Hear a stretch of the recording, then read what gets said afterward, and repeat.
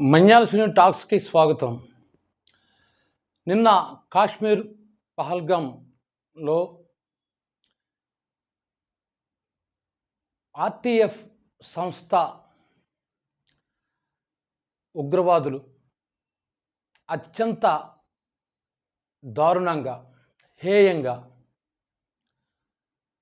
ప్రపంచ దేశాలే విస్తుపోయే విధంగా, మనిషి అన్నవాడు అసహించుకునే విధంగా 28 మందిని పొట్టనబెట్టుకున్నారు. అంతేకాకుండా మరొక 20 మందికి గాయాలయ్యాయి అంటున్నారు. అందులో కొంతమందికి విషమ పరిస్థితులు ఉన్నారు కొంతమంది అని అంటున్నారు. ఈ దాడి వెనుక వాళ్ళ ఉద్దేశం ఏంటి? ఈ సంస్థ ఆర్టికల్ 370 రద్దు తర్వాత ఏర్పాటైందంటున్నారు.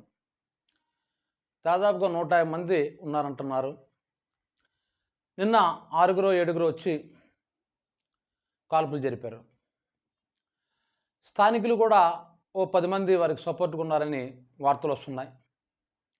ఎంత ఘోరంగా చెప్పారంటే, ఒక వ్యక్తి 47 రౌండ్స్ కాల్చారు ఒక వ్యక్తి మీద. 47 బుల్లెట్స్ ఆయన శరీరం దిగే. కూతురు ఎదుటిగా తండ్రిని చంపేశారు. పెళ్ళయి 4 రోజులు కాకముందే ఆమె భర్తను చంపేశారు. తండ్రిని చంపుతున్నప్పుడు నన్ను చంపు మా నాన్న వదిలే అని ఆ కూతురు ప్రాధేయపడిన ఏడ్చిన ఆ తండ్రిని చంపేశారట. అంటే మనిషి అన్నవాడు ఎవడో అలా చేయడు. రాక్షసులు చేస్తారు. మతం మత్తెక్కిన మతోన్మాదులు చేస్తారు.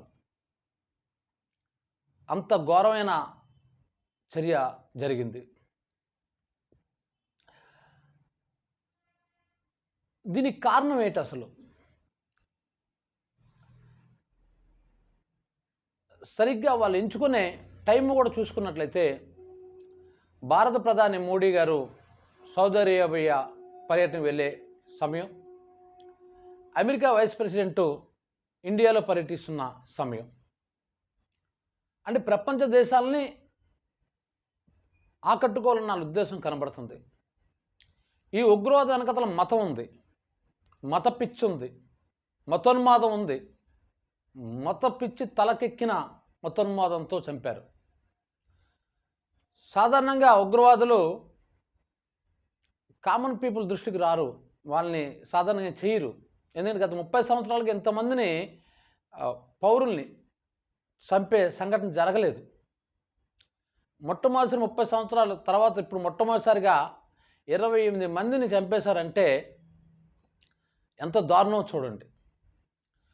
వాళ్ళు అక్కడున్నే మిలిటరీ వాహనాలను పేల్చేయటం, లేదా వాళ్ళ మీద కాల్పులు జరపడం కూడా చేస్తుంటారు. కానీ సాధారణ ప్రజల జోలికి మాత్రం రారు.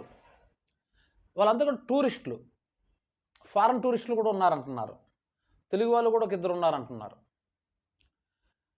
ఆ తెలుగు ఆయన తాలూకా శరీరంలో 47 బుల్లెట్స్ దించారని అంటున్నారు. వాళ్ళు నిరాయుధులను చంపడం ఏంటి అసలు? ఇక్కడ ఇంకో విధంగా ఏంటంటే, నేను అనుకుంటుంది వాళ్ళ ప్లాను మనం గమనిస్తే, వాళ్ళ పేర్లు అడిగారు, ఐడెంటిటీ కార్డులు అడిగారు, అదేవిధంగా మీ ఖురాన్ సూక్తులు వచ్చాయని అడిగారు. చంపేటప్పుడు బిస్మిల్లా బిస్మిల్లా అన్నారు. కానీ మగవాళ్ళని మాత్రం చంపారు.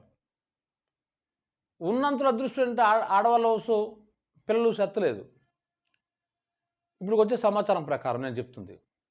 ఇక్కడ మనం గమనిస్తే కొంతమందికి ఫ్యాంట్లు కూడా ఇప్పి అతను ముస్లిమా హిందువా అని డిసైడ్ చేసుకొని అప్పుడు చంపారు. పారిపోతులను కాల్చి చంపారు. ఇలా ఎందుకు చంపుంటారు అని నేను ఆలోచిస్తే నాకు అనిపించింది ఏంటంటే, దేశంలో అల్లకల్లోలను సృష్టించడం. వాళ్ళ ఉద్దేశం అక్కడ ఉన్న వాళ్ళని చంపడం కాదు. ఇక్కడ జాగ్రత్తగా గమనించవలసిన అవసరం దేశ ప్రజలు ఇంకా మరింత జాగ్రత్త పడవలసిన అవసరం ప్రభుత్వాలు కూడాను. ఇక్కడ మెయిన్ టార్గెట్ ఏం కనబడుతుందంటే, వాళ్ళు చంపే విధానంలో హిందువులను మాత్రం వాళ్ళు చంపారు. హిందువుని డిసైడ్ చేసిన తర్వాత చంపారు. దాని అనేది కారణం ఇప్పుడు ఆటోమేటిక్‌గా హిందువులకి ముస్లిమ్స్ మీద కోపం రావాలి. మా హిందువులను చంపుతారా? మీ ముస్లిమ్స్. ఇక్కడ దురదృష్టం ఏంటంటే అక్కడ వచ్చి ఓ 10 మందో, 6గురో చంపితే మనం చాలామంది అన్ని మతాల్లో ఈ మతోన్మాదులు ఉంటారు కదా! వీళ్ళేం చేస్తారంటే ముస్లిమ్స్ మమ్మల్ని చంపారు. ముస్లిమ్స్ చంపలేదు. టెర్రరిస్టులు చంపారు. ముస్లిమ్స్‌లో ఉండేటువంటి ఒక 6గురో, 10 మందో వచ్చి అక్కడ చంపారు. కానీ మనల్ని ముస్లిమ్స్‌గా భావించకూడదు. టెర్రరిస్టులుగా భావించాలి. కానీ వాళ్ళు అంటే మతోన్మాదం ఎక్కిన టెర్రరిస్టులు. టెర్రరిజం ప్రాంతం కోసం కూడా టెర్రరిస్టులు వస్తారు. ఒక ప్రాంతం మేము లాస్ అయ్యాం అనే ఉద్దేశంతో టెర్రరిజం కొన్నాళ్ళు సాగింది జమ్మూ కాశ్మీర్‌లో. కాశ్మీర్ ఇష్యూలో. కానీ ఇక్కడ మనం గమనిస్తే చంపే విధానం గమనిస్తే హిందువులను చంపాలి అని టార్గెట్‌తో చంపారు. ఎందుకు చంపారంటే దేశంలోని హిందువులకి ముస్లింల మీద కోపం రావాలి. అది ఆళ్ళ టార్గెట్ అని నాకు అనిపిస్తుంది. అంటే మీ ముస్లిమ్స్ మా హిందువులను చంపేస్తారా అని ఇక్కడ ముస్లిమ్స్ మీద దాడులు చేసే విధంగా అలా రెచ్చగొట్టారు. ఆళ్ళు చంపే విధానం చూస్తే ఒక మతాన్ని రెచ్చగొట్టారు. ఎందుకలా రెచ్చగొట్టారంటే ఆటోమేటిక్‌గా వీళ్ళు రెచ్చిపోయి ఆ వర్గం మీద దాడులు చేయాలని, అలా దేశంలో అల్లకల్లోలం సృష్టించాలని, దేశంలో శాంతి లేకుండా చేయాలని ఆ మతోన్మాదులు అంటే టెర్రరిజంతో మతోన్మాదంతో కూడుకున్న టెర్రరిస్టులు. ఆ పర్టిక్యులర్ మతోన్మాదులు తాలూకా లక్ష్యం మాత్రం నాకు ఇదే అనిపిస్తుందనమాట. లేకపోతే అనకూడదు ఫ్యాంట్లు కూడా విప్పదీసి ఆడు హిందువా, ముస్లిం డిసైడ్ చేసి చంపారు. ఇది న్యూస్ వస్తదని తెలుసు ఆళ్ళకి. అప్పుడు ఆటోమేటిక్‌గా ఏమనిపిస్తది ఒక వర్గంకి? మమ్మల్ని పూర్తి టార్గెట్ చేసి చంపారు. సాధారణంగా ఇలాంటి ఉగ్రవాదులు ఏంటంటే తుపాకీ పట్టుకొని ఎవడు కనపడితే దాన్ని కాల్చి పారేస్తారు. ఇక్కడ అలా జరగలేదు. ఆడు హిందువు అని డిసైడ్ చేసుకున్న తర్వాత చంపాడని మనకు అర్థమవుతుంది క్లియర్‌గా. అది ఎందుకు చంపాడంటే ఆ విధంగా హిందువులు ముస్లిమ్స్ మీద కోపం రావాలి. దేశం అల్లకల్లోలం అయిపోవాలి. మత ఘర్షణలు జరగాలి. ఇది ఆళ్ళ ప్లాను అని అనిపిస్తుంది. కానీ ఆ పిచ్చి నాకొడుకులకు తెలీదు. ఇది భారతదేశం. మన దేశంలో ఎన్ని కులాలైనా ఉండొచ్చు, ఎన్ని మతాలైనా ఉండొచ్చు. కానీ అందరం భారతీయులని స్పృహ ఉన్నోళ్ళం. సరిగ్గా ఆళ్ళ ధైర్యం చూడండి. ఎళ్లి మీ మోడీకి చెప్పుకో, మీ ప్రైమ్ మినిస్టర్‌కి చెప్పుకో అన్నారట. ఇక్కడ ఏ రాజకీయ పార్టీలైనా కావచ్చు. కానీ ఇక్కడికొచ్చిన దేశం. అక్కడ మోడీని అన్నట్టు కాదు. భారతదేశ ప్రధానమంత్రిని అన్నట్టాలు. అంటే ఎంత ధైర్యం ఆ నా కొడుకులకి. ఎంత ధైర్యం. ఇది భారతదేశ సౌరభాబు ఒక పవరు భారతదేశం తాలూకా ఆ పవర్ మీద దాడి చేసినట్టు. అంటే 28 మంది చచ్చిపోయారా? 10 మంది చచ్చిపోయారా? అంటే ఎక్కువ మంది చచ్చి బాధ అనిపిస్తది. అది వేరు. కానీ వాళ్ళ ఉద్దేశం గనుక గమనిస్తే ఒక దేశం తాలూకా అధికారం మీద సార్వభౌమత్వం అధికారం మీద వాళ్ళు దాడి చేసినట్టు. దేశం మీద దాడి చేసినట్టు. అక్కడున్నే ప్రజల మీద దాడి చేసినట్టు కాదు. ఆ టూరిస్టుల మీద దాడి చేసినట్టు కాదు. ఇంకొక ఉద్దేశం కనబడుతుంది. ఆ రోజుల్లో చాలా సినిమాలకి కాశ్మీర్ ఎళ్లి పాటలు గట్టా తీసేవారు. అందంగా ఉంటది కాశ్మీర్ కాబట్టి. తర్వాత ఈ టెర్రరిజం పెరిగిపోయిన తర్వాత అక్కడ షూటింగ్‌లు ఎవరు చేయడం మానేశారు. మళ్ళీ ఇప్పుడు అంతా సద్దుమణిగి హాయిగా ఉంది అని చెప్పేసి మళ్ళీ ఇప్పుడు టూరిస్టులు వెళ్తున్నారు. సినిమాలు కూడా అక్కడ ప్లాన్ చేసుకుంటున్నారు. ఇలాంటి సందర్భంలో అక్కడ ఎందుకు దాడి చేశారంటే, ఈ కాశ్మీర్ మీది కాదు, ఇక్కడికొస్తే జాగ్రత్త అని హెచ్చరించడం కూడా దాని వెనకాల ఉద్దేశం. అది చాలా పెద్ద ప్లాన్ మీద వచ్చారాళ్ళు.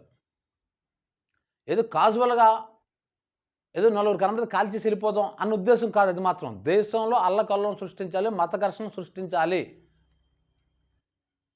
దేశాన్ని బలహీనపరచాలి. లేదు 2 వర్గాల మధ్య తగాదా పెట్టాలి. వాళ్ళు కొట్టుకు చావాలి. ఇది వాళ్ళ ఉద్దేశం కనబడుతుంది.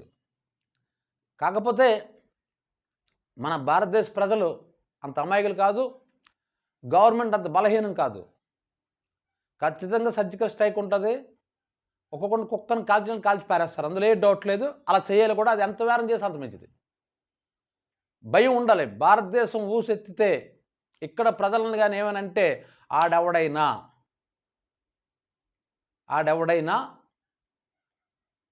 24 అవర్స్ టైం కూడా అన్న కొడుకులకి ఇవ్వకూడదు.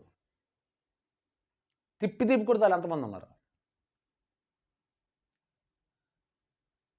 అందులోకి ఏదో చంపడం కాకుండా ఒక ప్లాన్డ్‌గా చంపుతున్నారు. దేశాన్ని విచ్ఛిన్నం చేయాలని చూస్తున్నారు. ఇక్కడ ఈ భారతదేశంలో అన్ని మతాలలో ఇండియన్స్‌గానే మేము భావించుకుంటున్నాం.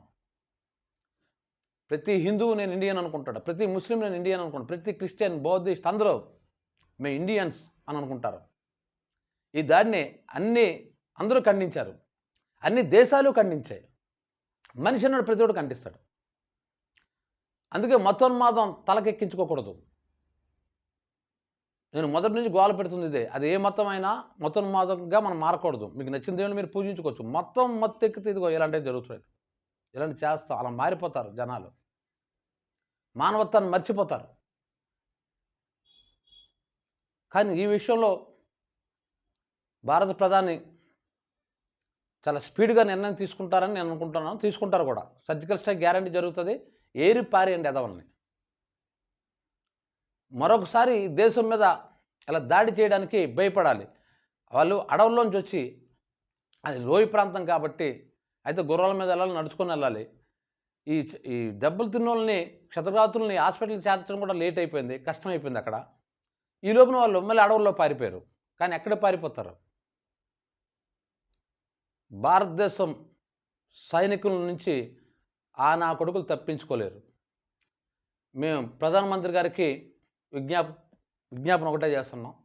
అలాగే అన్ని రాజకీయ పార్టీలు కూడా విజ్ఞాపన చేస్తుంది ఏంటంటే ఇది దేశానికి సంబంధించిన అంశం.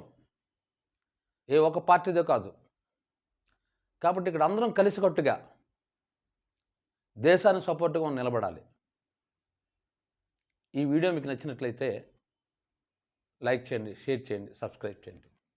Thank you.